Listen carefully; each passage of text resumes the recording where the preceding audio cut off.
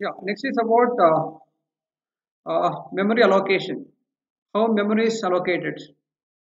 Already we have seen that it's not necessary that every node gets the adjacent memory location, and how once a node is deleted, how we can collect these garbages, right? So we have something called no list of available space or free space. We call it as a storage list, so which is going to have a separate variable. If you look at this diagram, so we have got two variables. One is start.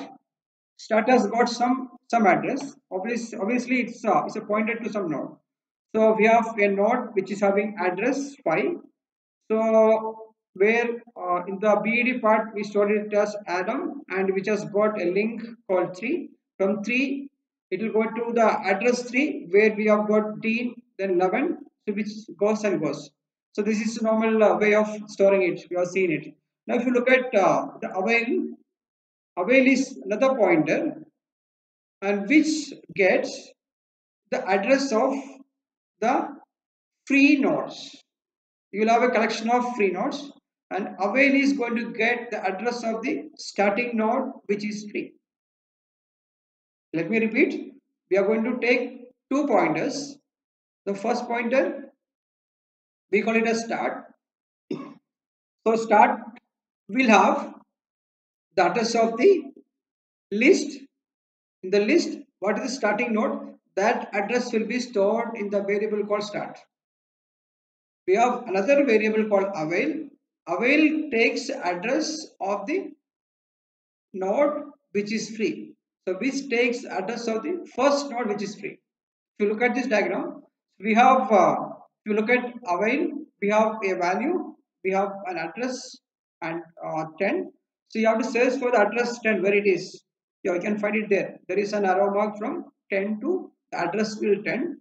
So which that node is free now.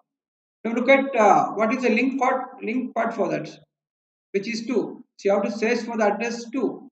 If you look at the address 2, again it's a free node, right? So please remember, start is having the address of the starting node where information is stored, and avail is having the address of the starting node of the free node, right? Yeah. So next, we can see how we can represent this,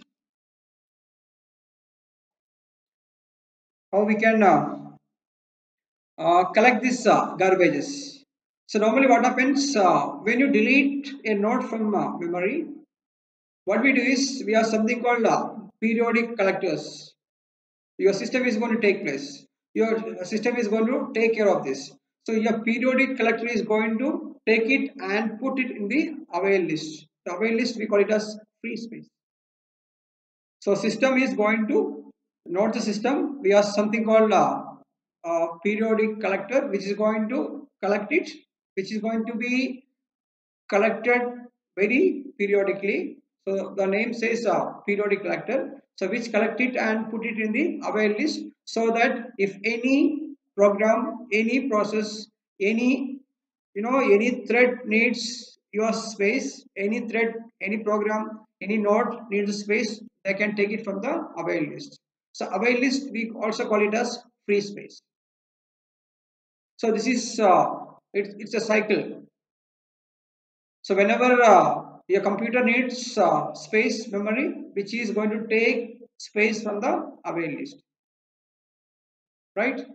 Yeah. Next is very important two uh, two words in list. One is overflow, second one is underflow. So overflow, everyone knows when something is filled, something is full. When we try to insert, when we try to put more item to that, which is going to get overflow. Something like glass. Think that your glass is full of water. You have a glass which has got full of water. When you try to pour more water on that, which is going to overflow. Same way, whenever we want to create a node, we make use of the function malloc. Malloc, what it does, which is going to allocate the spaces. But there are certain scenarios where malloc cannot allocate the spaces. You know why? Because your avail is equal to null. You can see it over here. So we just wrote it as avail is equal to null.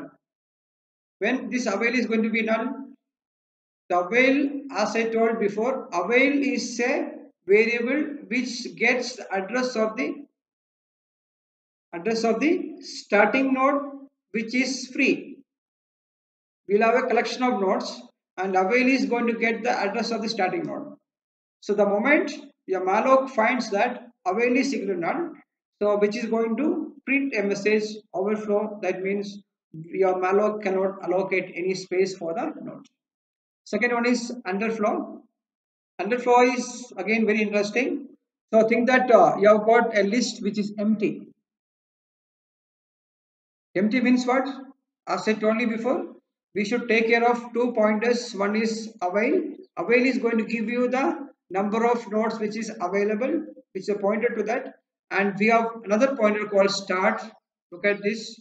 What this start does, or what this start contains. This start contains address of the starting node. Address of the starting node which is filled. Address of the starting node of the list. Think that you have got a empty list. Now what your start has to do? Start is going to be obviously none. So this scenario, this situation, we call it as underflow. That means stack is empty. Overflow means your stack is sorry, not stack. Your list is when avail is equal to null. You can say that your list is your list is full, and when start is equal to null, you can say that your list is empty. So next is about linked operations. So what kind of operations we can do with the list? So we have different kinds of operations. So let us see one by one.